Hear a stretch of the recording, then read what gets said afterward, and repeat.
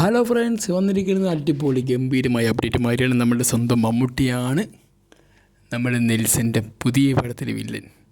പുതിയ പടം പറഞ്ഞറിയാലോ, നമ്മുടെ കമൽഹാസനും നമ്മുടെ സൂപ്പർ സ്റ്റാർ രജനീകാന്ത് കൂടി ചേരുന്ന സിനിമയുടെ വില്ലനായി വരാൻ പോകുന്ന മമ്മൂട്ടിയാണെന്ന് ചെറിയൊരു റിപ്പോർട്ട് വന്നിട്ടുണ്ട്. അത് എങ്ങാനും മക്കളെ ഇത് സത്യമാണെങ്കിൽ പിന്നെ ഇന്ത്യൻ സിനിമ കണ്ട വേറൊരു അപ്ഡേറ്റും ഇവിടെ വരപ്പോകില്ല. കാരണം ഇന്ത്യൻ സിനിമ കണ്ട ഏറ്റവും മികച്ച അഭിനേതാക്കൾ ഒന്ന് വന്നിട്ട് ഉലക നായകൻ കമൽ, അടുത്തുകൊണ്ട് സൂപ്പർ സ്റ്റാർ രജനീകാന്ത്, പിന്നെ മെഗാസ്റ്റാർ മമ്മൂട്ടി.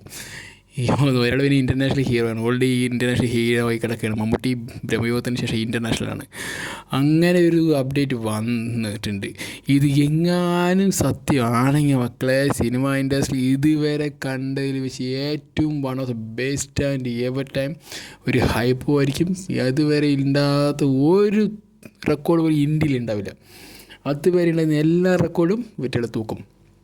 അങ്ങനെ ഒരു സാധനമാണ് ഈ അപ്ഡേറ്റ് വന്നിരിക്കുന്നത്.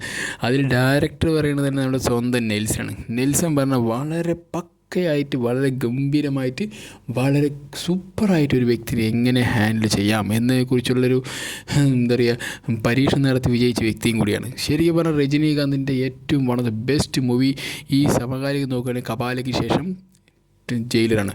ആക്ഷൻ ഉണ്ടോ ആക്ഷൻ, അഭിനയമാണോ അഭിനയം, മാസാണോ മാസ്, ക്ലാസ് ആണോ ക്ലാസ്, ഇങ്ങനെ വരുന്ന എല്ലാ തരത്തിലും ഈ ഒരു സിനിമ കവർ ചെയ്ത് പോയിട്ടുണ്ട്. അതാണ് ജയിലർ 1. ഇനി ജയിലർ 2 എന്താ ഉണ്ടാവാൻ പോകുന്നത് ദൈവം തമ്പുരാൻ അറിയാം. അതാണ് അവസ്ഥ. ഓക്കെ, അപ്പോൾ എന്തായാലും ഈ ഒരു സിനിമ എന്ന് പറയുന്നത് ഈ മലയാള ഇൻഡസ്ട്രിയും തമിഴ് ഇൻഡസ്ട്രിയും ചിലപ്പോൾ ഇന്ത്യൻ ഇൻഡസ്ട്രി മൊത്തം ആഘോഷമാക്കും എന്നുള്ള കാര്യത്തിൽ യാതൊരു സംശയമില്ല. കാരണം വില്ലനായി മമ്മൂട്ടി വരുമെന്ന് പറഞ്ഞാൽ പിന്നെ അതൊരു വില്ലനായിരിക്കും, അല്ലാതെ മാപ്പൂപ്പ വില്ലന്മാരെ പോലും അല്ല.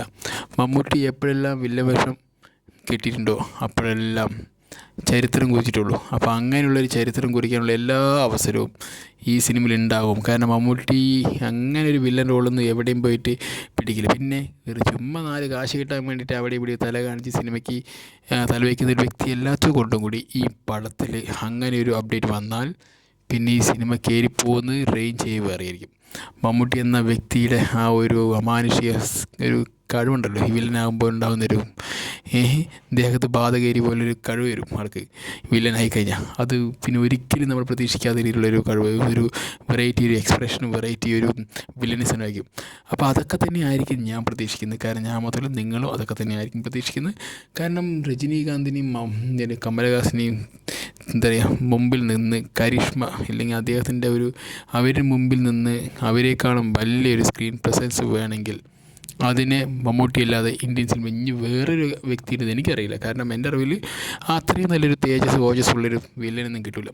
അത് നമ്മൾ കണ്ടില്ലേ ദേവ, സൂര്യ. എന്നാൽ രജനീകാന്ത് വായ വിട്ട് കരഞ്ഞുള്ള ഡയലോഗൊക്കെ അടിച്ചിട്ട് ക്ഷീണിച്ചിരിക്കുന്ന സ്ഥലത്ത് ഒറ്റ ഡയലോഗ് മുടിയാതെ, ആ ഒരു ഡയലോഗിൽ വന്നിട്ടുള്ള വേരിയേഷൻസ് ഉണ്ടല്ലോ, ആ സീനെ അങ്ങോട്ട് തൂക്കിയത് മമ്മൂട്ടിയാണ് എന്ന് പറഞ്ഞ പോലെയാണ് ഈ സിനിമ. കാരണം മമ്മൂട്ടി അങ്ങനെ ഈ സിനിമയിൽ ഭാഗമായി എന്നുള്ള അപ്ഡേറ്റ് വന്നിട്ടുണ്ട്. പക്ഷെ അത് കൺഫേം ആണോ എന്നില്ല നമുക്കറിയില്ല.